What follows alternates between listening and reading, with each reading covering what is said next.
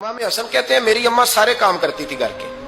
अब तो शहजादे हैं ना हमारे बच्चे, काम और बच्ची, यानी बच्ची मेके से वापस आती है तो सबसे बड़ा दुखड़ा ये सुनाती है कि वो काम बड़ा कराते हैं। यही है ना दुखड़ा?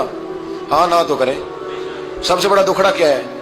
पता नहीं क्या कराते होंगे, हाल नहीं चलवा लेते कहीं, या कुछ चक्की नहीं पिसवा लेते, पता नहीं कौन सा ऐसा काम है।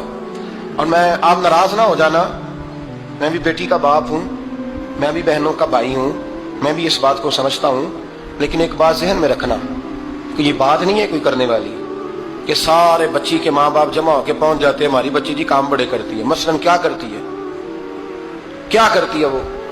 आओ मैं बताऊं मेरे मुस्तफा की बेटी क्या करती थी। मैंने सैकड़ों दफा ये बात की और मेरा दिल करता है रोजाना करूं, फिर करता हूं। दुनिया में कोई इतना गरीब है जिसकी बेटी इतना काम करे कि हाथों पे छाले पड़ जाए?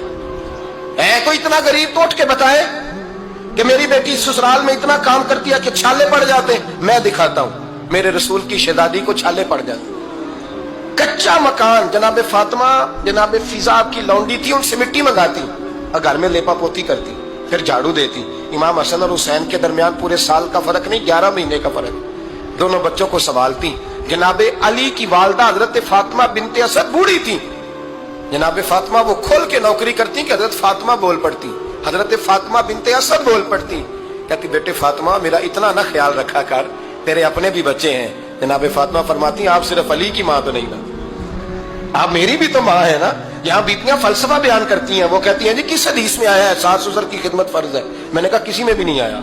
हम क्या कह रहे हैं, किसी में भी नहीं आया, लेकिन ये तो आया है ना कि शौहर राजी हो तो अल्लाह राजी रहता है। तो अगर शौहर माँ बाप की खिदमत से राजी होता है तो करो खिदमत, इसको तो राजी करना है ना, इस पर तो तवज्जो दो।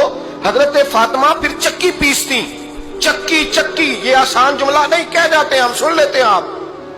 चक्की पीस कर, जौ पीस कर उसका आटा बनाना, फिर बच्चों के लिए खाना पकाना।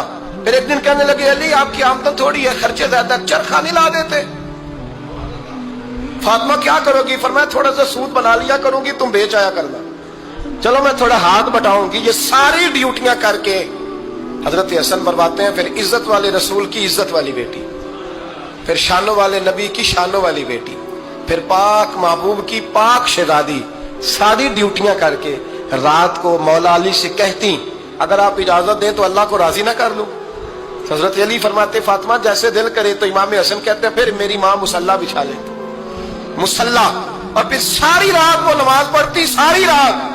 और फरमाते हैं जब सवेरे हाथ उठाती तो पहली दुआ ये करती ऐ अल्लाह मेरे रसूल की उम्मत पे रहम फरमा, ऐ अल्लाह मेरे रसूल की उम्मत पे रहम फरमा। तो कहते हैं जमाने बीत गए ये दुआ सुनते। तो एक दिन मैं करीब गया तो मैंने कहा अम्मी हुजूर कोई दुआ मेरे लिए भी कर दे, कोई हुसैन के लिए भी कर दें, कोई ज़ैनब के लिए भी कर दें। सारी दुआएं उम्मत मुस्तफा उम्मत मुस्तफा उम्मत मुस्तफा। कितना बड़ा जुमला है, कितना बड़ा शेख मुहक्किक ने लिखा है, कितना बड़ा। जनाबे फातिमा फरमाने लगी तेरे लिए भी करती हूँ, हुसैन के लिए भी करती हूँ, ज़ैनब के लिए भी करती हूँ, सबके लिए करती हूँ। और बेटा याद रखना फातिमा की दुआओं पर पहला हक मेरे रसूल की उम्मत का है। फातिमा की असल में बात बहुत खुशी की सुना दी मैंने आपको, लेकिन आप वहीं सुस्त के सुस्त रह गए। ये किसी आम आदमी की दुआ नहीं, पीर साहब की, दरवेश साहब की रट्टी रटाई दुआ नहीं, ये सैयदा फातिमा की दुआ है। आपको इतना बड़ा खजाना मिल रहा है और आप समझे नहीं बात को। हजरत फातिमा फरमाने लगी मेरी दुआओं पर सबसे ज्यादा हक मेरे रसूल की उम्मत का है, तो मैं ये हक हमेशा अदा करती रहूंगी, मैं उन्हें दुआएं हमेशा देती रहूंगी।